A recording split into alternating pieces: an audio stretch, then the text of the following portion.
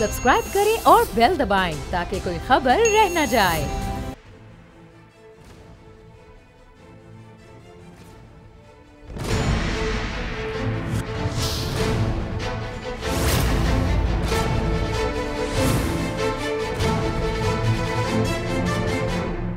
अस्सलाम वालेकुम, मैं हूं नूरुल आरफीन सिद्दीकी और आप देख रहे हैं मेरी जंग। तब्दीली सरकार IMF की चौखट पर सजदरेज है। ये भी बता दूं कि ये पहली हुकूमत नहीं जो IMF की मिन्नतें तरले कर रही है मुल्क को चलाने के लिए। इससे पहले जितनी हुकूमतें आईं तकरीबन उन्होंने भी कमोबेश यही सब झक मारी थी जो ये वाले मार रहे हैं, लेकिन इनका ये काम इसलिए चुभ रहा है, इसलिए हमें जलन कुड़न हो रही है क्योंकि ये इस काम को बुरा समझते थे।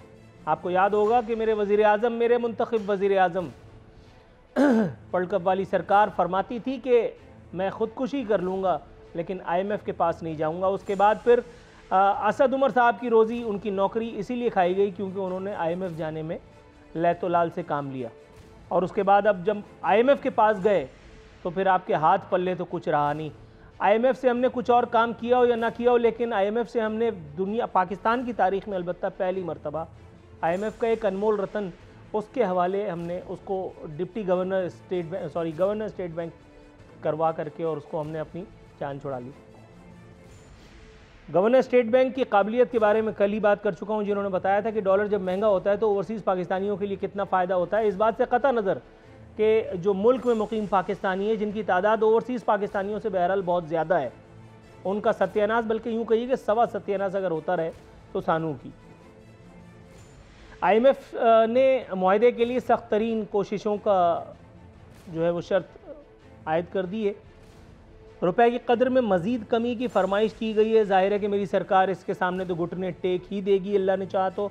नित नए टैक्सेस के नफाज का मुतालबा भी फरमाया गया IMF की तरफ से। और जब IMF का बंदा आपकी हुकूमत में एक इंतहाई अहम मरहले पर, एक इंतहाई अहम मनसब पर, एक इंतहाई अहम ओहदे पर बैठा हो तो फिर कौन इस मुआहदे को रोक सकता है होने से? जनाब वाला, इसके बाद होगा कुछ नहीं, सिर्फ बिजली, गैस और बहुत सारी चीज़ें, अशिया ज़रूरिया महंगी हो जाएंगी, लेकिन उसके बावजूद भी आपने घबराना नहीं। तो क्या ये खुशी कम है कि मेरे मुल्क का वज़ीर आज़म जो है वो हैंडसम है? तो क्या ये खुशी कम है कि मेरे वज़ीर आज़म ने वर्ल्ड कप ला करके इस कौम को दिया था? और वज़ीर आज़म के जिसको कहते हैं कि नाम अमाल में और बहुत सारी नेकियाँ। अभी देखिए, वक्त बदल गया, हुक्मरान बदल गए, लेकिन नहीं बदली तो उनकी अदाएँ। मुल्क में आवाम को पीने का साफ़ पानी दस्तयाब है, न सेहत आम्मा की सहूलियात। लोग महंगाई की दुआई देते फिर रहे हैं, लेकिन वज़ीर आज़म मेरा सादिक और अमीन ठहरा। वज़ीर आज़म मेरा सादिक और अमीन ठहरा। मीडिया को हिदायत है कि आप वज़ीर आज़म की नवाफिल की जो है वो प्रोपेगंडा ज़रूर फरमाते रहिए। भाई, एक वज़ीर आज़म है, वो इबादत कर रहा है तो वो उसका और अल्लाह का मामला है, उसके लिए पूरी कौम को क्यों धंधे पे लगाया हुआ है? वज़ीर आज़म की तस्वीरें प्रोपगेट कर रहे हैं उनके सेनेटर्स, उनके वज़रा, वो बता रहे हैं कि वज़ीर आज़म देखो हमारा कितना अच्छा है कि उसको मस्जिद नबवी में नफिल। और भाई, यही सब काम तो नवाज शरीफ कर रहा था। यहाँ कराची में 6-7 हज़ार आदमी मर गए, वहाँ नफिल पढ़ रहा था।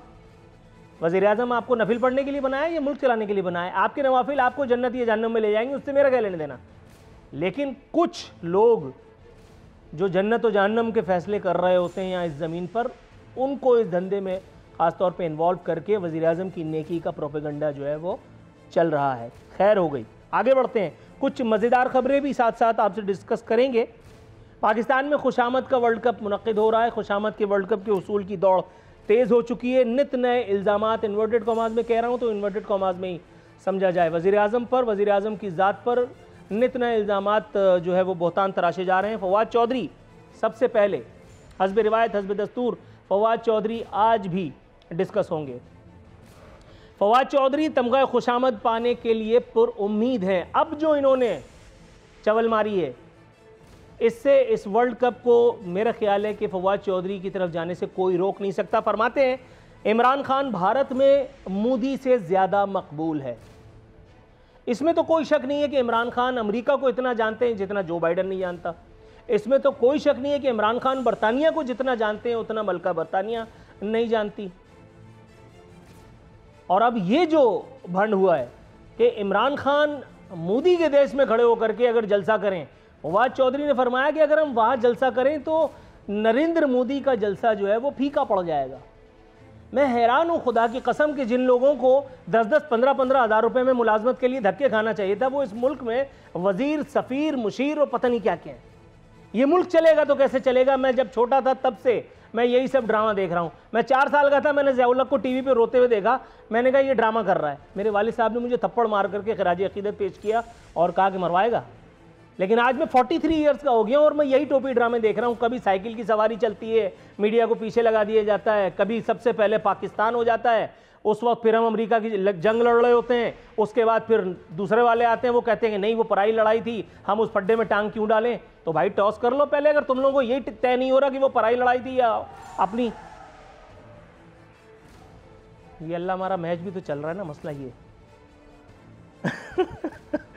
तो गुजरात के कसाब और मोदी के आन भगत जो है वो हंस हंस कर बुरा हाल उनका हो चुका है फवाद चौधरी की इस चवल से। इसमें गवर्नर सिंध ने भी अपना कुछ हिस्सा डाला है। गवर्नर सिंध कह रहे हैं कि मैं भी हूं। वो कहते हैं कि वजीर आजम रियासत मदीना का तसव्वुर रखते हैं। अच्छा, तसव्वुर मैं भी चांद सितारों का रखता हूं, उससे क्या फर्क पड़ता है? मैं रह तो इसी पाकिस्तान में रहा हूं, ना बिजली है, ना गैस है, ना पानी है, ना सेहत है, ना दवाई है, ना सड़क है, कोई सहूलत नहीं है। तो जन्नत के ख्वाब दिखा करके क्या करोगे? रियासत कूफा बना दिया इस मुल्क को, इतने मजालिम और अपने ही लोगों पर। ये तो बाहर वाले भी कोई नहीं करते मेरा ख्याल है, लेकिन रियासत मदीना का तसव्वुर रखा है उन्होंने अपने दिल में। ये खुशी भी क्या कम है जनाब। कहते हैं कि इस्लामी रियासत की तश्कील के लिए उलमा की मदद चाहिए। उलमा सरगोशियां करते फिर रहे हैं, कह रहे हैं भाई खुद भी तो कोई काम कर लो। इस इस्लामी रियासत का हाल ये है कि जब इस इस्लामी रियासत की इस्लामी पार्लियामेंट में बिल पेश होता है शराब पर पाबंदी का, तो 2 सियासी जमातें इसके आड़े आकर के खड़ी हो जाती हैं। एक पाकिस्तान पीपल्स पार्टी और दूसरे खुद पाकिस्तान तहरीक इंसाफ ने जब ये बिल पेश किया, पाकिस्तान तहरीक इंसाफ के एक member national assembly Ramesh Kumar साहब ने, तो पढ़े लिखे सो कॉल्ड लिबरल अजान इस एक बिल की राह में रुकावट बन गए और ये बिल पेश मंजूर नहीं हो सका। यानी कि अब आप अंदाजा लगाइए कि सूद और शराब खुलेआम जारी है। सूद और शराब जो है वो खुलेआम जारी है। इस पे आप नहीं कर रहे, लेकिन आप इस मुल्क को इस्लामी रियासत बनाने के तमन्नाई हैं। गज़ब खुदा का। मैं अपने मेहमानों को तारुफ करा दूं। मेरे साथ स्टूडियोज़ में तशरीफ़ रखते हैं नादिर गबूल साहब पाकिस्तान पीपल्स पार्टी से, राना एहसान साहब मौजूद हैं पाकिस्तान मुस्लिम लीग के रहनुमा बज़रिया स्काइप, इनके दर्शन होंगे। मोहतरमा ज़ैनब उमैर साहिबा पाकिस्तान तहरीक इंसाफ से इनका ताल्लुक़ है। तीनों मोअज़्ज़ज़ मेहमानों को शो में शिरकत का रिस्क लेने पर खराज अक़ीदत पेश करते हुए हस्ब रिवायत हस्ब दस्तूर सरकार की बेंचेस की जानिब जाएंगे। मोहतरमा ज़ैनब उमैर साहिबा, मैडम अस्सलाम वालेकुम। वालेकुम अस्सलाम। मैडम, सबसे पहले तो प्रोग्राम में शिरकत पर आपको खुशामदीद कहते हुए पूछना ये था कि IMF तो बहुत बुरी जगह है ना। IMF के पास तो जाना बहुत बुरी बात होती है। IMF के पास चले गए, IMF ने अभी आपको हवा में लटकाया हुआ है, अभी तो मिन्नतें तरले हो रही हैं, वहाँ से नाज नखरे उठवाए जा रहे हैं। उसके बाद फिर जो अभी कुछ मज़ीद चीज़ें सामने आई हैं, जैसे कि रुपए की कदर में कमी और नए टैक्सेस के निफाज का मुतालबा, ये भी मनोअन तस्लीम कर ही लिया जाएगा। तो फिर ये इतना लंबा ड्रामा काहे के लिए, इतना स्वांग रचाने की ज़रूरत क्या है? मतलब जो महंगाई आपने पहले कर दी है अल्हम्दुलिल्लाह, पेट्रोल की सूरत में, बिजली की सूरत में, गैस की सूरत में और दीगर मामलात की सूरत में, उसकी कंटिन्यूएशन की तरफ हम जा रहे हैं, ऐसा है ना? अब मैं जवाब शुरू करूं? मैडम मैं ख़त्म कर चुका हूं, अगर आप चाहें तो शुरू कर दें। बिस्मिल्लाहिर्रहमानिर्रहीम। अच्छा, वो मैंने इसीलिए आपसे पूछ लिया। बिस्मिल्लाहिर्रहमानिर्रहीम। थैंक यू वेरी मच कि आपने मुझे बुलाया और एक दफ़ा फिर मुझे बुलाया। जो आपका एक तो पहले आपका जो इंट्रोडक्शन मैंने सुना, मैं कुछ 1-2 बातें अगर मैं उसके ऊपर कह दूं और आप अगर उसको थोड़ा सा बुरा ना माने, अगर इजाज़त हो तो मैं ज़रा उस पर कुछ कह दूं, क्योंकि आपकी जो खुश गुफ्तारी है उससे तो किसी को इनकार नहीं है। लेकिन यकीन करें कि मुझे ऐसे लग रहा था कुछ ऐसी बातों में, मैं किसी वज़ीर को डिफेंड नहीं कर रही हूँ, या मैं किसी और वज़ीर की ज़बान नहीं बोल रही हूँ, या मैं उनको एंडोर्स भी नहीं कर रही हूँ, या मैं कोई ऐसी बात नहीं कर रही हूँ। लेकिन जो मोदी के हवाले से आपने बातें की, मुझे ऐसे लगा कि ये किसी पाकिस्तान के चैनल के ऊपर मैं नहीं बैठी हुई हूँ, मैं शायद किसी पाकिस्तान से बाहर के किसी एंकर से बात कर रही हूँ या वो बात कर रहे हैं, तो एक तो वो मुझे थोड़ी सी आपके इंट्रोडक्शन में का अंदाज़ थोड़ा सा हम्बली कह रही हूँ कि अजीब लगा, अगर आपको बुरा ना लगे। और दूसरा ये कि कहीं पे कोई भी बात क्यों ना हो जाए, उसके ऊपर जब आप ख़ुद भी एक इतने खुश गुफ्तार इंसान हैं तो चवल और भंड जैसे जो अल्फाज हैं वो कानों को भले नहीं लगते। तो मेरी दरख्वास्त होगी कि जब भी आप बात करें और जिस मौजू पे भी आप बात करने लगें, अल्फाज का आपके पास वैसे काफ़ी बेहतर चुनाव है, लेकिन थोड़ा सा मज़ीद अगर एहतियात कर लें तो आने वाला मेहमान जो है वो उसको भी और अच्छा लगेगा। ठीक हो गया मैडम, दोनों बातें आपकी मैंने मनवन तस्लीम की। पहली वाली जो बात आपने की थी मैं उसका जवाब आपको दे देता हूँ। दूसरी वाली बात आपकी बहुत मुनासिब है, इसको मैंने ऐसे ही तस्लीम कर लिया, उस पर कोई डिबेट नहीं, डन हो गया। पहली वाली बात आपने जो कहा कि आपको लग रहा था कि आप किसी इंडियन चैनल पे बैठ के किसी इंडियन एंकर को सुन रही हैं, जब नून लीग वाले हुकूमत में थे तब उनको भी ऐसे ही लगता था मेरी बातें सुन करके। मेरा एक ज़बरदस्त किस्म का फंडा है कि जब मैं मैडम देखिए आपने बात की तो मैंने बहुत आराम से सुना, आपने बात की तो मैंने बहुत आराम से सुना। अब मेरा जवाब सुन लीजिए, उसके बाद फिर आपका जवाब दीजिए। ठीक है ना? वैसे मैंने जवाब मांगा नहीं था आपसे। जी नहीं, मैंने वैसे जवाब मांगा नहीं था आपसे। मैंने भी आपसे इंट्रो की एक्सप्लेनेशन नहीं मांगी थी, लेकिन आपने दिया ना इंट्रो की एक्सप्लेनेशन आपको देने का। नहीं मैडम नहीं, आप ठीक है पीटीआई से हैं, लेकिन ठीक है आप हेडमिस्ट्रेस भी तो नहीं है ना यहाँ पे। आपने कहा और मैंने तस्लीम किया, अब आपको जवाब मेरा सुनना पड़ेगा ना, तो ये मतलब वन बाय वन चलते हैं। सुने ही, मैं तो सुनने को बैठी हूँ, बताएं बता जी, मैं बता रहा हूँ आपको, जरा सुनो, तहम्मुल से सुनिएगा। आपने फरमाया कि इंडियन चैनल पर कोई कर बता रहा है, ये बात आपको ऐसा लग रहा था। मेरा फंडा ये है कि जो सियासत में लोग होते हैं जब वो अपोजिशन में होते हैं तो मैं उन्हें अच्छा लगता हूँ, मैं उन्हें मुहब्ब वतन लगता हूँ, मैं उन्हें पैशनेट पाकिस्तानी लगता हूँ, लेकिन जैसे ही उनके सर पर इक़्तिदार का हुमा आके बैठ जाता है गलती से, तब उनके मिजाज जो है वो उसमें भी नज़ाकत शामिल हो जाती है। उनको मैं इंडियन दिखाई देने लगता हूँ, उनको मैं प्रो मोदी लगता हूँ, बहुत सारे ऐसे मामला हो जाते हैं। मेरे नामा अमाल में इंडिया के खिलाफ जितने प्रोग्राम हैं उतने मजमूई तौर पर अगर पाकिस्तान में किसी एंकर के हों तो मैं आपका गुनहगार। ये तो हो गई मेरी सफाई, ठीक है।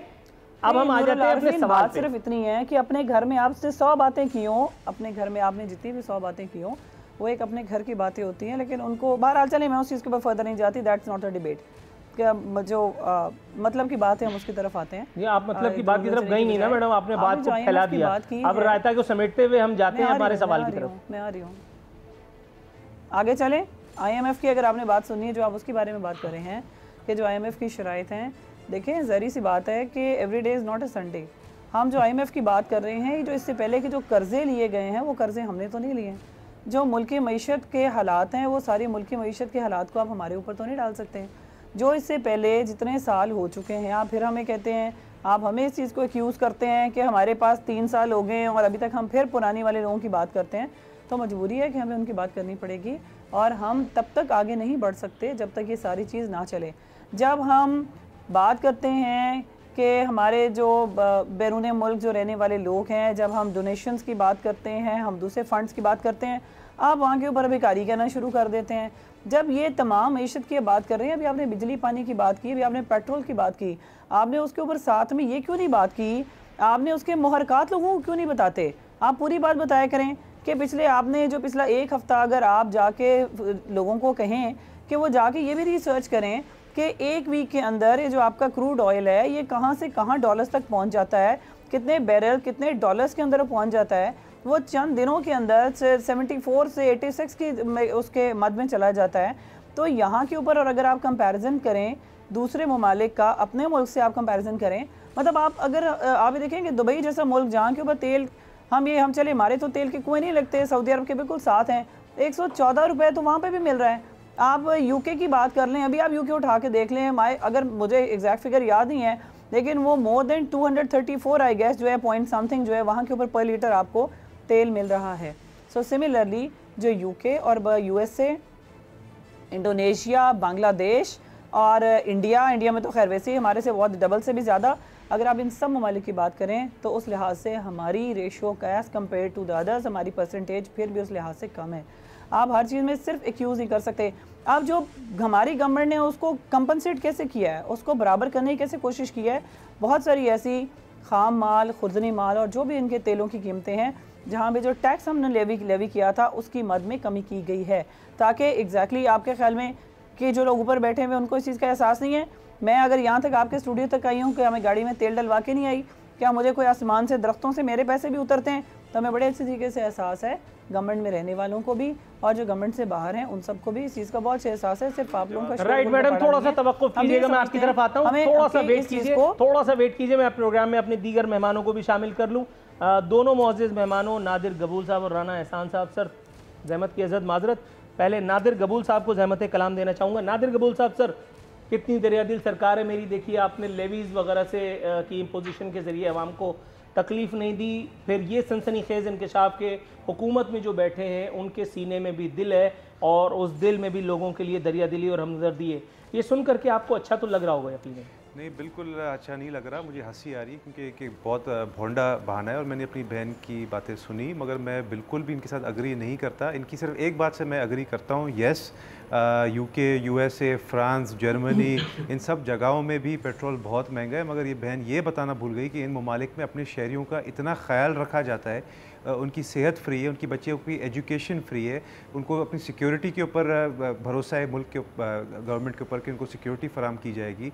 इंफ्रास्ट्रक्चर देखें, ओवरऑल माहौल देखें। अभी अमेरिका का अगर आप एग्जांपल ले लें, अमेरिका का पेट्रोल बिल्कुल पाकिस्तान से ज़्यादा महंगा है, मगर अमेरिका में आपको पता है कोविड के दौरान हर अमेरिकन शहरी को $2,000 मुफ्त मिले थे। $2,000 अभी क्योंकि आपका एक्सचेंज रेट आपके दौर में इतना ख़राब हो चुका है, तो अब तकरीबन 4 लाख रुपए बनता है कि हर अमेरिकन को मिला है। उसके हर बच्चे के लिए $1,200 दिए गए, फराम किए गए हैं। जितने बच्चे अगर पाकिस्तानी अमेरिका में जो पाकिस्तानी फैमिलीज अगर 5 बच्चे हैं तो उनको तकरीबन $8,000 $8,000 एक एक फैमिली को मिली है। तो आप इस तरह के भोंडे कंपेरिजन ना करें कि अमेरिका में इतना पेट्रोलियम है तो हमारा उससे ज़्यादा सस्ता है। बिल्कुल सस्ता होगा, मगर वहाँ पर आवाम के ऊपर इतना बोझ वैसे नहीं डाला जाता और महंगाई नहीं की जाती। वहाँ के अगर आप इलेक्ट्रिसिटी प्राइसेस देखें यहाँ से कम है, वहाँ पे अगर आप अशिया खुर्दोनोश की प्राइसेस देखें यहाँ से कम है, वहाँ पे अगर आप एजुकेशन की क्वालिटी, लाइफ की क्वालिटी, हेल्थ की क्वालिटी अगर आप देखें यहाँ से कम है।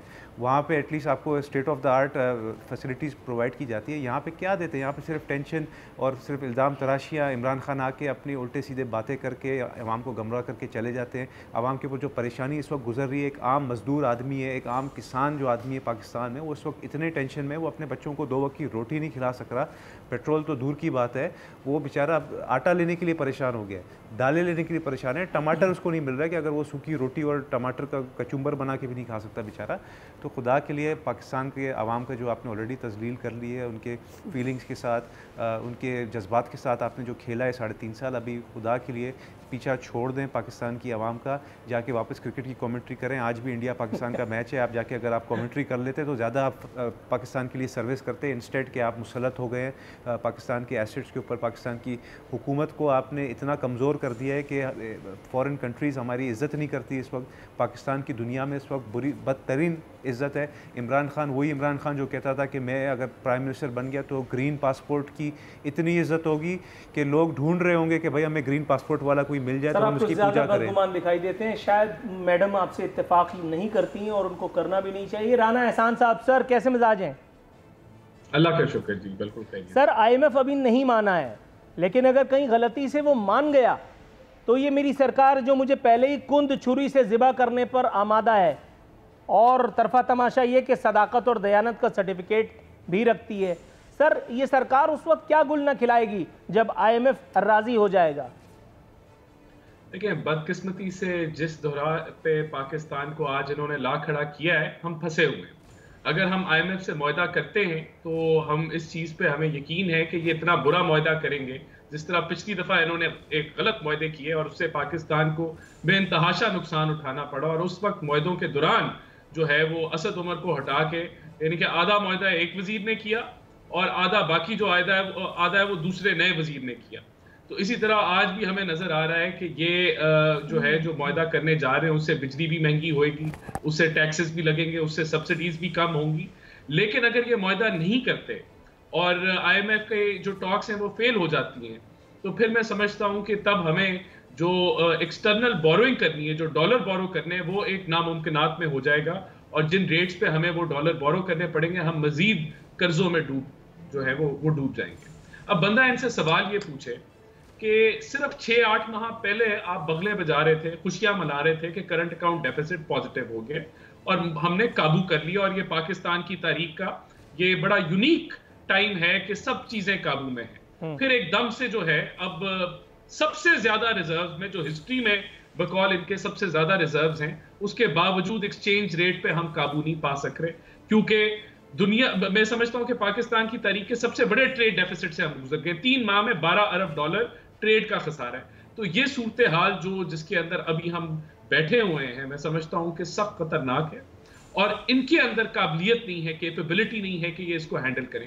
पहले भी IMF के मुआहदे होते रहे, ये पहली दफा नहीं है, लेकिन पहले मुआहदे बेहतर होते रहे। इतनी बदतरीन मुश्किलात के अंदर ना पाकिस्तान था और ना आगे डाला गया उनको, पाकिस्तानी कौम को, जिसमें अभी हमें लग रहा है कि हम डल सकते हैं।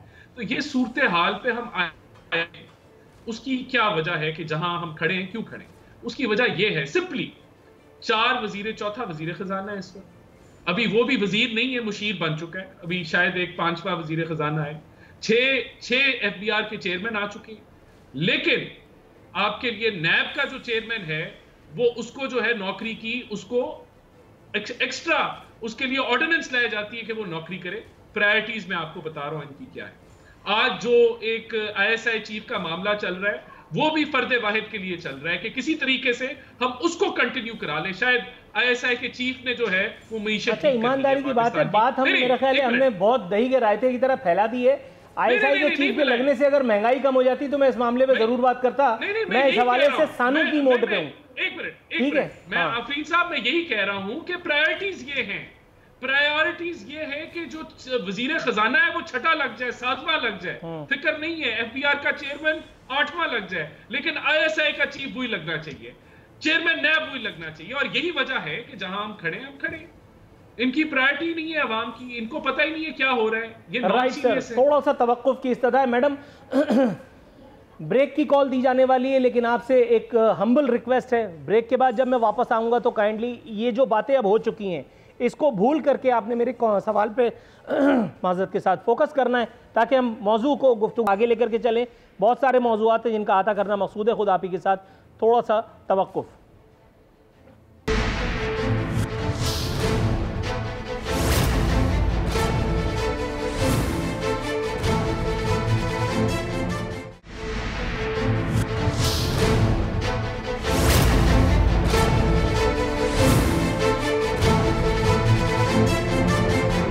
वेलकम बैक नाजरीन। बदस्तूर हमारे मेहमान हमारे साथ मौजूद हैं मोहतरमा ज़ैनब उमैर साहिबा। मैडम, आपके पास आ रहा हूँ इस उम्मीद के साथ कि बराह रास्त जवाब की ज़हमत उठा रखेंगी आप।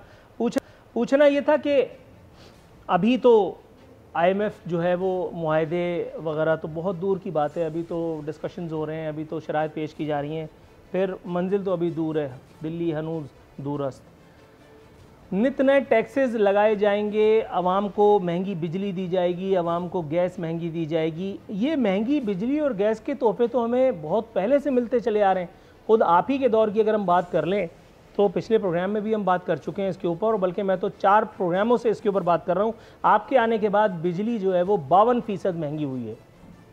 आपके आने के बाद डॉलर की कीमतें जो है वो कहाँ से कहाँ पहुँच गई हैं। पिछले अदवार में डॉलर की कीमत ऊपर नीचे होती थी या मुल्क पे कर्ज़ों का बोझ चढ़ता था तो वज़ीर आज़म चोर होता था, लेकिन ये फ़िलासफ़ी उसी वक्त दम तोड़ गई जैसे ही वज़ारत उज़्मा के मनसब पर इमरान खान साहब जलवा अफरोज़ हो गए। ये मुझे बताइएगा, हर सवाल का जवाब नवाज शरीफ और आसिफ अली जरदारी देना कब तक चलता रहेगा? 3.5 साल में PTI का कोई आदमी मैंने तो नहीं देखा, ना मेरे प्रोग्राम में ना किसी और चैनल पे, जो बराह रास्त जवाब दे करके कोई तशफ़ी करा दे। हर सवाल का जवाब इधर उधर दे करके कब तक आप लोग टाइम पास करेंगे? नूरुल आरिफीन, आपने जो सबसे पहले बात की कि आपने अपनी उम्मीद की बात की, तो ज़रूरी नहीं है कि हर उम्मीद बार आए। इसलिए IMF की बात से पहले मैंने नबील गबूल साहब की 2 बातों का जवाब ज़रूर देना है और उसके बगैर मैं आगे नहीं चलूँगी। ये जो इन्होंने बड़ी बातें की है, चलें किसी बात पे इन्होंने इत्तफाक कर लिया और किसी के ऊपर नहीं किया। मैं बड़ी हैरतज़दा हूँ कि उन्होंने जितनी बातें की हैं, शायद ये दोबारा रिवाइंड करके देखेंगे या प्रोग्राम में देखेंगे तो वो सोचेंगे कि मैं क्या कह रहा था। एक तो ये बात ये कि इन्होंने अमेरिका के जो कसीदे पढ़े ना, तो ये थोड़ा सा ज़रा अमेरिका को रिसर्च करें और वहाँ जाके थोड़ा अरसा रह लें। और वहाँ पे जो अमेरिका और कनाडा जैसी सुपर पावर्स हैं, वहाँ के ऊपर लोग जितने टैक्सेस पे करते हैं, उनकी तनख्वाह जो उनकी जेब में जब आती है ना, तो उससे पहले उनकी कंपनी उनके टैक्सेस मोर देन 40%, समहाउ किसी जगह के ऊपर तो 60% भी। आप ज़रा उनकी स्टेट्स में जाके देख लें, 50 स्टेट्स से 52 स्टेट्स में हर जगह के ऊपर टैक्स का एक डिफरेंट निज़ाम वहाँ पर मौजूद है, सिवाय एक आधी है जो कि टैक्स फ्री स्टेट है। और वहाँ के ऊपर जब लोग, जब उनके जो घर उनके हैं वो लीज़ पे हैं, जो गाड़ियाँ हैं उनकी लीज़ पे हैं, उनके घर में खड़ा हुआ फ्रिज लीज़ के ऊपर है, टीवी लीज़ के ऊपर है, और सारी उम्र वो लोग डॉलर करते हुए उनकी ज़िंदगी गुजर जाती है, जो इनका ख्याल में बड़ी खुशहाली है, और $2000 उनकी पर पर्सन और पता नहीं कितने उनको मिले हैं। तो ये भूल गई ये बताना कि पाकिस्तान में एहसास प्रोग्राम भी जो है वो इंट्रोड्यूस हुआ और 12-12 हज़ार रुपये लोगों के घरों तक पहुंचाए गए, बेशुमार राशन पहुंचाया गया, और कोविड की सिचुएशन में हेल्थ कार्ड 2.5 करोड़ फैमिलीज में उनको पहुंचाए गए। एक तो पहली बात ये है, और दूसरी बात ये कि वो ये भी बताना भूल गए हैं कि जो पूरी दुनिया में पाकिस्तान को जलील, ख्वार और रुस्वा जिस नाम ने किया है वो इमरान खान का नाम बिल्कुल नहीं है, वो कोई और नाम है, और जो वहाँ पर भी जाते हुए मुंह छुपाते हैं और अपने मुल्क के अंदर वो वापस नहीं आते। Got your point, मैडम, थोड़ा सा आगे चलिए काइंडली, वक्त की बहुत कमी है। अब आगे अब जो है वो मैं आती हूँ उस बात की तरफ। अब मैं उस बात जब आप IMF की बात कर रहे हैं तो देखिए इसमें बिल्कुल कोई शक नहीं है।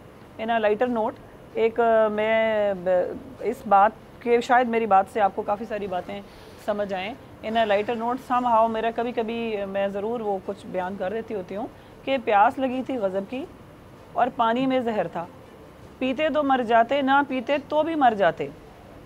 सो यही दो मसले ज़िंदगी भर ना हल हुए। तो बात यह है कि इस वक्त जो सिचुएशन, जिस सिचुएशन के अंदर इस हुकूमत को ला के इन लोगों ने खड़ा किया, वो एग्जैक्टली वही वाली सिचुएशन थी कि प्यास से भी मर रहे हैं और पानी में भी जहर है, पिए तो क्या करें, ना पिए तो क्या करें। अगर हम कर्जे लेते हैं तो किस लिए? इनके लिए हुए कर्जों को उतारने के लिए। आपकी जो एक बच्चा इस कौम का जो लाखों रुपए का मकरूज़ है, आज अगर ये गुन गाएं अपने लीडरों के कि जी उन्होंने बड़ी सहूलतें दी थी, और उनको अभी भी, मुझे हैरत की बात यह है कि उनको सारी दुनिया की चीज़ें छोड़ के उनको टमाटर याद आ रहा है। अब मैं उस चीज़ के ऊपर बात में जाना नहीं चाहती कि टमाटर तो लोगों ने फेंके हैं पिछले दिनों। अभी एग्रीकल्चर के ऊपर क्या पॉलिसीज़ आई हैं वो आप किसी और टाइम प्रोग्राम रखें ताकि मैं आपको उसके ऊपर बताऊँ कि यहाँ के ऊपर किस किस्म की पॉलिसीज़ एग्रीकल्चर में छोटे यूनिट्स और छोटे इलाकों के बीच में इंट्रोड्यूस हो चुके हैं, जिसके बारे में इनको इल्म नहीं है, और बल्कि अगर इल्म है भी तो यहाँ पे कभी वो बात नहीं करेंगे। तो ये जो आप जो बात कर रहे हैं कि बिजली महंगी की बात करें, साथ में ये भी बताएं कि बिजली के 4-6 मुख्तलिफ़ किस्म के जो तरीक़ेकार है वो इस्तेमाल हो रहे हैं। उसके लिए हमने हर तरह का जो भी तरीका था उसको इस्तेमाल करने के लिए पूरी कोशिश की जा रही है, ताकि आने वाले वक्त में अगले 1-1.5 साल तक कम अज़ कम उसके अंदर लोगों को सस्ती बिजली मिलनी शुरू हो जाए। और ख़ास तौर से हमारे भी उसी तरह बिल आते हैं, हमें ही पता है और हमें रीज़न भी पता है। अच्छा मैडम, थोड़ा सा तवक्कुफ कीजिएगा, आप अज़हर जिसको कहते हैं, आपका पन बिजली का मंसूबा हो, तवक्कुफ कीजिएगा मैडम, आप जरा थोड़ा सा तामुल कीजिए, पता है ना मैडम, थोड़ा सा तवक्कुफ कीजिएगा, छोटे जिनमें बिजली बन रही है, थोड़ा सा तवक्कुफ कीजिएगा। मैं, आप बहुत ज़्यादा खुशगुमानी में मुब्तला दिखाई देती हैं मुझे खुद अपने आप से ही। आप हर बात का मवाज़ना अपने, मैं जो आपको बातें कर रही हूँ आपको शायद पता ही नहीं है उस बात का। आप अपने अपने तौर पे अरस्तू चल रही है, मैं समझ सकता हूँ, ठीक है, तो आप लाइल्मी में मुब्तला हैं। मैंने आपसे कहा ना कि आप अपनी, आप लाइल्मी में मुब्तला हैं। मैंने आपसे कहा ना कि ये क्लासरूम, आप इसको क्लासरूम समझ के ट्रीट कर रही हैं, ऐसा है नहीं। हम सब पढ़े लिखे मैच्योर लोग हैं अल्हम्दुलिल्लाह। आप ये डिसरिस्पेक्टफुली नहीं मैडम, थोड़ा सा तवक्कुफ कीजिए, मेरी बात तो सुनिए। ये एक बड़ा मोतबर, मैडम आप मेरी बात तो सुनिए, मेरी बात तो पूरी होने दीजिए। का क्लासरूम का आप उसको डिसरिस्पेक्टफुली यूज ना करें। आप मेरी बात पूरी होने देंगी? रिक्वेस्ट है मेरी आपसे, आप मेरी बात पूरी होने देंगी?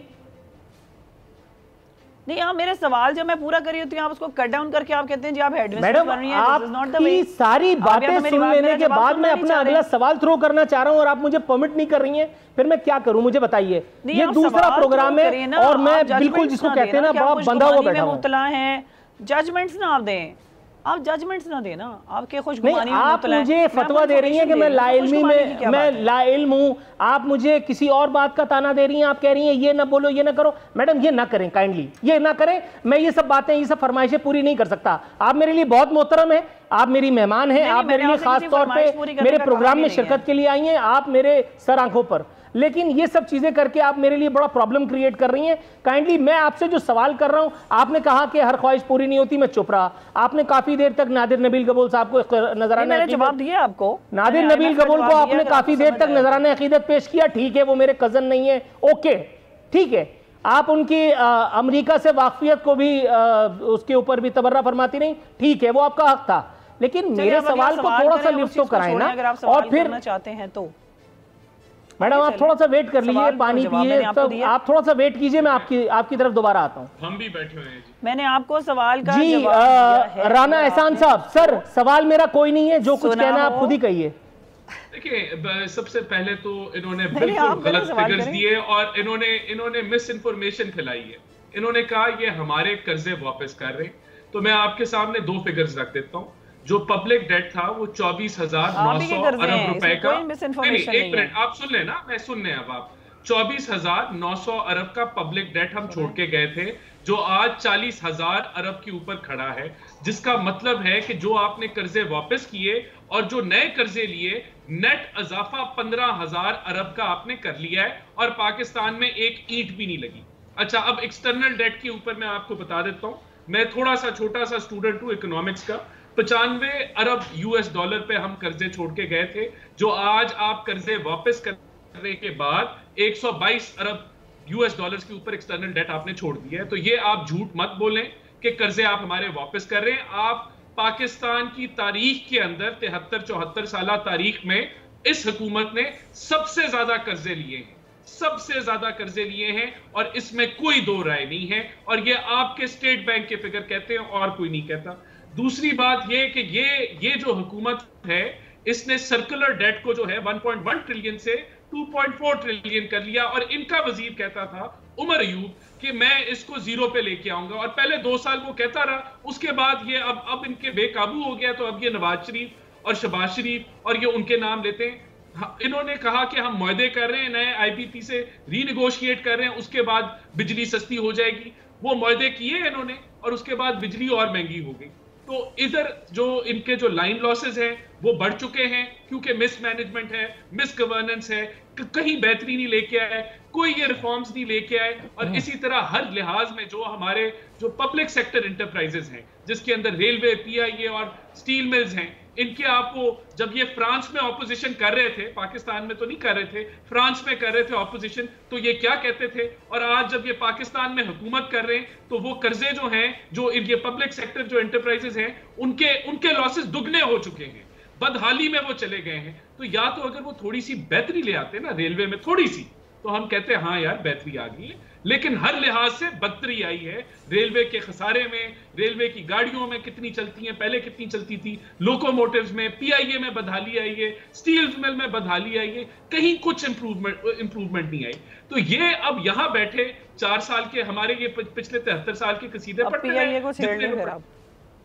राइट सर, थोड़ा सा तवक्कुफ कीजिएगा, ब्रेक की कॉल दे दी गई है। ब्रेक के बाद वापस आते हैं, तो फिर वाइंड अप की तरफ कुछ सवालात पूछने की अदाकारी करके।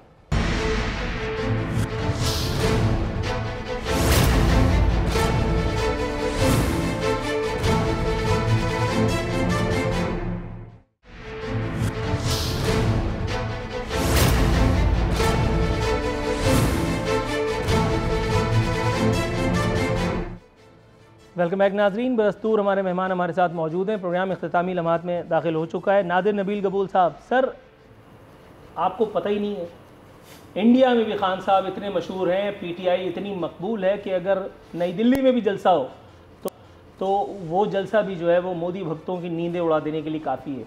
कैसी रही? बिल्कुल सही कहा, मैं बिल्कुल मानता हूँ इस बात को, क्योंकि इंडिया वाले खुशियाँ मना रहे हैं कि इतना नाअहल प्राइम मिनिस्टर पाकिस्तान वालों के ऊपर मुसल्लत हुआ है कि उसने पाकिस्तान को इतना पीछे ले गया है कि मोदी भी उतना नुकसान पाकिस्तान को नहीं पहुंचा सकता था जितना इमरान खान ने पहुंचा है। तो इसलिए तो इमरान खान इतना मकबूल है इंडिया में। बहन ने बिल्कुल सही बात की, बल्कि हमारे जितने भी दुश्मन ममालिक है वो तो सब तारीफ़ें कर रहे हैं कि यार इमरान खान ने हमारा इतना काम आसान कर दिया, पाकिस्तान को इतना मज़ीद मकरूज़ कर दिया, पाकिस्तान को इतना इंटरनेशनली और एलिनेट कर दिया, मज़ीद पाकिस्तान के एक आम शहरी को इतना परेशान कर दिया कि अगर हम पूरी ज़िंदगी भी इनके ऊपर IMF के सैंक्शंस और ज़बरदस्तियाँ करते तब भी हम इतना पाकिस्तान के आवाम को मकरूज़ नहीं कर सकते थे जितना इमरान खान ने किया। जो मेरी बहन बातें कर रही है ना, वो अगर सिर्फ वन साइडेड बात करें तो फिर तो बड़ी तालियां मिलेंगी इनको, मगर अगर ये अगलों को बात करने दे और जवाब सुनने का अगर हौसला रखे तो इनको पता चलेगा कि इस वक्त इमरान खान पाकिस्तान का गैर मकबूल तरीन प्राइम मिनिस्टर है इस वक्त, और पूरा पाकिस्तान उनको कहना नहीं चाह रहे, मतलब हमारा प्राइम मिनिस्टर है, मगर मैं सच बोलूँगा पूरा पाकिस्तान उनको बदवाएँ दे रहा है कि उन्होंने इतना एक आम पाकिस्तानी को 2 वक्त की रोटी के लिए परेशान किया हुआ है। बिजली का बिल हालांकि हर किसी को मिल रहा है और ज़्यादा बढ़ के मिल रहा है, मगर बिजली नहीं मिल रही। गैस के बिल सबको मौसूल हो रहे हैं, मगर गैस मौसूल नहीं हो रहा है। अभी तो सर्दियाँ आने वाले हैं, मुझे तो डर लग रहा है कि किसी के चूल्हे में आग नहीं लगेगी, खाना कैसे बनाएंगे, अपने बच्चों को खाना कैसे देंगे सुबह, क्योंकि हमारे पास गैस नहीं है। पिछले दिनों में एक टीवी चैनल पे देख रहा था हमाद अजहर का इंटरव्यू, उनके पास जवाब ही नहीं है कि उन्होंने गैस का बंदोबस्त किया या नहीं किया, जिसका जाहिर सी बात है, जिसका मतलब यही है कि इनके पास गैस का भी इस वक्त कोई बंदोबस्त नहीं है। हर चीज़ हमें इस वक्त इंपोर्ट करनी पड़ी है। हालांकि पाकिस्तान में ये क्लेम करते थे कि हम एग्रीकल्चरल बूम लाएंगे, मगर बूम सिर्फ इनके जो अपने पसंदीदा एग्रीकल्चरलिस्ट है जैसे खुसरो बख्तियार हो गए, उनको बड़ा बूम मिला है, मगर एक आम किसान है जो वो अभी भी पिस रहा है क्योंकि उसको वो रेट्स नहीं मिल रहे। सारा फ़ायदा इनके जो अपने माफियाज़ हैं वो सारा फ़ायदा उठा रहे हैं। चीनी के अगर माफियाज़ आप ले लें, आटे की अगर आप माफियाज़ ले लें, सिर्फ़ और सिर्फ इमरान खान ने जो इतने साल अपना एक सियासी जद्दोजहद जिसको वो बोलते हैं, जो इनके ऊपर जो फाइनेंसिंग की गई थी, जो इनको लैंड क्रूज़र गाड़ियाँ मिली हैं, जो इनको बनी गाला का महल मिला है, उसको सिर्फ रिकवर करने के लिए पाकिस्तान के एक आम शहरी को परेशान किया जा रहा है। मेरी सिर्फ एक ये अपील है कि कल तो जाम कमाल तो जाने वाले हैं। अब बारी आएगी इमरान खान की। इमरान खान को भी चाहिए कि इससे पहले कि उनको बेइज्जत किया जाए, असेंबली के ज़रिए उनको निकाला जाए, वो ख़ुद ही जो अपनी बातें थी उनकी कि अगर मैं मज़ीद लोन लूँगा तो मैं ख़ुदकुशी कर लूँगा, तो अब चले ख़ुदकुशी नहीं करें, अल्लाह आपको और मज़ीद ज़िंदगी दे, सेहत दे। मैं नहीं कभी कहूँगा कि आप ख़ुदकुशी करें क्योंकि ख़ुदकुशी कुफ्र है, मगर आप खुदा के लिए इस्तीफ़ा तो दे दें, आप साइड में हो जाए ताकि कोई और थोड़ा सा तवक्कुफ प्रोग्राम के फॉर्मेट को थोड़ा सा चेंज करते हुए, मैडम आपकी रजामंदी के हुसूल का तमन्नाई हूँ। मैं राना एहसान साहब के पास एक सवाल लेकर के जाना चाहता हूँ, उसके बाद फिर मैं आपकी तरफ आता हूँ। राना एहसान साहब, सर वज़ीर आज़म रियासत मदीना का तसव्वुर रखते हैं और इस सिलसिले में उलमाए कराम की मदद और मुआवनत जो है वो तलब फरमाई गई है। सर तमन्ना तो अच्छी है, उलमा का ताउन भी यकीनन दस्तयाब होगा, लेकिन क्या उसके बाद ये रियासत मदीना बन जाएगी? देखें, इसके लिए मैंने शायद ये शेर आपके प्रोग्राम में पढ़ा है या पहले, वो ऐसे है कि 5 रुकन इस्लाम दे ते 6वां फरीदा टुक, जे ना रवे 6वां ते 5 जांदे मुक। जिस मुल्क में भूख और अफलास हो, जिस मुल्क में बेरोजगारी फैल रही हो, जिस मुल्क के अंदर गुर्बत दिन ब दिन बढ़ रही हो, वहां रियासत मदीना नहीं बनाई जा सकती। जहां आप जो कहते थे कि एहतसाब सबका होना चाहिए, सब बराबर हो, वहां आज आपकी जो करप्शन है, आपके इनके जो माफिया, वहां आपने आंखें बंद की हुई है और आपको नजर आती है ऑपोजिशन जिसका आप रगड़ा निकाल रहे हैं। निकाले रगड़ा, कोई मसला नहीं, लेकिन ये ड्रामा तमाशा अवाम देख रही है और आप यहाँ हर जगह मिस इन्फॉर्मेशन देते हैं। मैं आपको सिर्फ एक छोटा सा फिगर रख देता हूँ, फिर मैं बात अपनी खत्म करूंगा। इंडिया के अंदर जो इंडिया की ये पेट्रोल की कीमतों की बातें करते हैं कि बड़ा महंगा है, सितंबर के महीने में जो खाने पीने की अशिया के अंदर जो इफराते ज़र था, महंगाई की शरह, वो 1% से कम था। पाकिस्तान में 11% था। अगस्त के अंदर 3.11 इंडिया के अंदर था और पाकिस्तान के अंदर 10.2 था।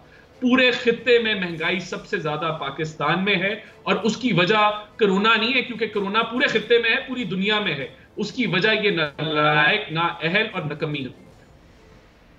राइट सर, चलें आपकी भड़ास काफ़ी हद तक निकल गई। जी मैडम, मैं अब आपकी तरफ आता हूँ। ये मुझे बताइएगा, फवाद चौधरी साहब को ये बात किसने बताई है कि इमरान खान साहब इंडिया में भी इतने मकबूल हैं कि अगर नई दिल्ली में जलसा हो या भारत में जलसा हो पीटीआई का, तो बीजेपी का रंग जो है वो फीका पड़ जाएगा। मैडम, कल तो फिर आप ये भी क्लेम करेंगी कि अगर इमरान खान इंडिया में इलेक्शन लड़े तो मोदी जो है वो नौकरी मांगता फिरेगा। ये इस तरह की पुरलुत्फ खबरें क्यों कर फैलाई जाती हैं? देखें, एक तो बात यह है कि फवाद चौधरी ने अगर ये जो भी स्टेटमेंट दी है, कम अज़ कम फवाद चौधरी ने ये स्टेटमेंट नहीं दी है इंडिया में खड़े होके कि हाँ जी आपकी कमर में हमने, आपकी पीठ में हमने छुरा घोंपा है। ये जो इतनी बात कर रहे हैं, इनको उस बात करते हुए ही बड़ी मतलब मैं इनकी इंटेलिजेंस को सलाम कहती हूँ कि ये इनके जो लीडर साहब हैं, इन्होंने जब वहाँ पे गए थे इंडिया में, और ये जब सारा कारगिल का वाक़या हुआ था, इन्होंने जाके वहाँ पे क्या गुलफशानियाँ की थी और उन्होंने अपने पाकिस्तान को जलील किया था। और वहाँ पे खड़े होकर ये कहा, हाँ जी आपका हमारा भगवान एक है, आपका खुदा एक है, हमारा खुदा एक है। मतलब ये वो बातें इनको याद ही नहीं है। और अगर ये जो स्टेटमेंट है, मैं तो कहती हूँ इर्रिस्पेक्टिव ऑफ इमरान खान, कोई भी प्राइम मिनिस्टर हो, अगर आपका कोई भी शख्स ये कहे कि हाँ जी वो भारत में या दुनिया में ज़्यादा मकबूल है, तो मैं तो कहती हूँ कि हमें कहना चाहिए भारत के मुकाबले में कहना चाहिए जी बिल्कुल मकबूल है। अगर मोदी के मुकाबले में वो ज्यादा मकबूल है, जी बिल्कुल मकबूल है। मोदी के मुकाबले में खुद इंडिया में मकबूल है। आपको अंदाजा है कि मोदी की वहाँ पे, मोदी सरकार की वहाँ पे क्या हालात हैं? क्या आपको मालूम है कि इंडिया और पाकिस्तान के दरमियान में जो इख्तलाफात हैं, आपका क्या ख्याल है कि इंडिया जो है वो इतनी सुपर पावर है, इतनी बढ़ के मारते हैं? अंदाज़ा है आपको कि खुदा न खास्ता कभी किसी किस्म की जंग की बात करें तो इंडिया के कितने टुकड़े होने वाले हैं? ये मोदी सरकार की वहाँ पर कितनी मुखालफत है। तो ये बिल्कुल दुरुस्त बात है कि इमरान खान को यहाँ के ऊपर बहुत सारी ऐसी चीज़ों के बीच में पूरी दुनिया में एडमायर किया जाता है, जहाँ वो इस्लाम का नाम लेता है, इस्लामी रियासत के तस्वुर का नाम लेता है। चाहे आप उसका जितना मर्जी मजाक उड़ाएं, आप चाहे अगर वो उलमा की बात करें आप उसको भी मजाक में उड़ा दें, मुझे उससे फ़र्क नहीं पड़ता। लेकिन अगर एक शख्स, चाहे वो कोई भी शख्स हो, मैं उस शख्स को छोड़ के मैं उस अल्फाज को याद रखूँगी कि किसी शख्स ने कितनी अच्छी बात की है और किस शख्स ने कितनी गलत बात की है। तो मेरा यही मानना है कि बिल्कुल ठीक कहा है अगर फवाद चौधरी ने कहा है। मैं कभी भी किसी की बात को एंडोर्स नहीं करती, but I fully endorse this कि जी हाँ बिल्कुल ठीक है। अच्छा मैडम, आपका जवाब अगर हो गया तो मैं अगला सवाल पूछ लूं। दुनिया में सिर्फ पाकिस्तान को एक अच्छा नाम दिया है। राइट, अब अगर आप कहें तो मैं अगला सवाल पूछ लूं आपसे। पूछे। गुड मैडम, ये मैं यहाँ पे पूरे 2 घंटे हूँ, आप पूछे। अच्छा नहीं, लेकिन मुझे घर जाना है मैडम। ये मुझे बताइए मैडम। 2 घंटे तक यहीं पे आप, मैंने कहीं नहीं जाना, आप पूछे। मैडम ये मुझे बताइएगा, उलमा कराम से जो ताउन की तलब की है गवर्नर सिंध ने कि वज़ीर आज़म जो है वो इस्लामी रियासत की तश्कील के लिए उनके ताउन, उनकी मदद के तमन्नाई है। मैडम, अल्लाह की किताब ने सूद और शराब के बारे में बहुत कुछ कहा है, तो कम से कम यहीं से आगाज़ करें। उलमा की तरफ मामले को ढकेलने से पहले अगर हम इसी सूद और शराब के हवाले से कानून साजी करके इसी एक रियासत मदीना में वाकई अपने एक अमली कदम के ज़रिए साबित कर दें कि हाँ, इमरान खान के दिल में जो दर्द था वो दर्द ने वाकई काम किया और पाकिस्तान में सूद और शराब पर पाबंदी लग गई। आप देखिए, आप तो शायद बहुत छोटी बात कर रहे हैं, सूद और शराब की तो आप जो बात कर रहे हैं, मैं आपको इनविटेशन देती हूँ कि किसी दिन आप उठें और आप उठ के ड्रग्स के ऊपर काम करें। शराब तो शायद कोई एक चीज़ है ना, शराब तो एक बिल्कुल एक छोटा सा एक एलिमेंट है जिसकी आप बात कर रहे हैं। आपकी जो यूथ है, जिस किस्म की वो ड्रग्स ले रही है, जिसमें मैं सिर्फ़ और सिर्फ अगर आपको लाहौर के फिगर्स कोट करूँ तो 10,000 यंगस्टर्स, 14 से 40 साल के लोग, 10,000 सड़कों के ऊपर और 4 लाख जो हैं वो घरों के अंदर इस वक्त ड्रग्स कर रहे हैं। और ये ड्रग्स कब से शुरू हुई हैं, कहाँ से शुरू हुई हैं, इसका हिसाब और इसके किताब अब आपने करना है। आपको मैंने इसीलिए कहा है कि मैं आपको इनवाइट कर रही हूँ, शराब को छोड़ दें। शराब से भी बड़ी बात है, जैसे आप बातें आप लोगों ने की ना कि इस्लामी रियासत वहाँ तक नहीं बन सकती जब भूख और अफलास हो, तो मैं ये कहती हूँ कि भूख और अफलास से भी ये बड़ी चीज़ है जहाँ के ऊपर आपके ख़ानदान आइस, चर्च, हेरोइन और पता नहीं किस किस चीज़ से तबाह हो रहे हैं। आपकी पुलिस फोर्स के अंदर लोग मौजूद हैं, मैं ये सब चीज़ें बहुत करीब से जानती हूँ। और आपकी जो पार्टीज़ हुआ करती थी, जो जिनको आप अभी तक शराब पे फंसे हुए हैं, वो शराब वाली पार्टियाँ अब गई। अब यहाँ के ऊपर ड्रग्स पार्टीज़ होती हैं। आप ज़रा जाएँ, रिसर्च करें कि यहाँ पर क्या क्या कुछ हो रहा है। तो यहाँ के ऊपर जो अच्छी बात है वो ये है कि हम इस चीज़ के पीछे पड़ गए हैं और जो इंस्टीट्यूशंस के अंदर हर जगह के ऊपर मैडम काइंडली थोड़ा सा तवक्कुफ कीजिएगा, वाइंड अप की कॉल दे दी गई है। मोहतरमा ज़ैनब उमैर साहिबा, राना एहसान साहब, नादिर, वाइंड अप की कॉल दे दी गई बगैर कुछ और कहे। ये मान ला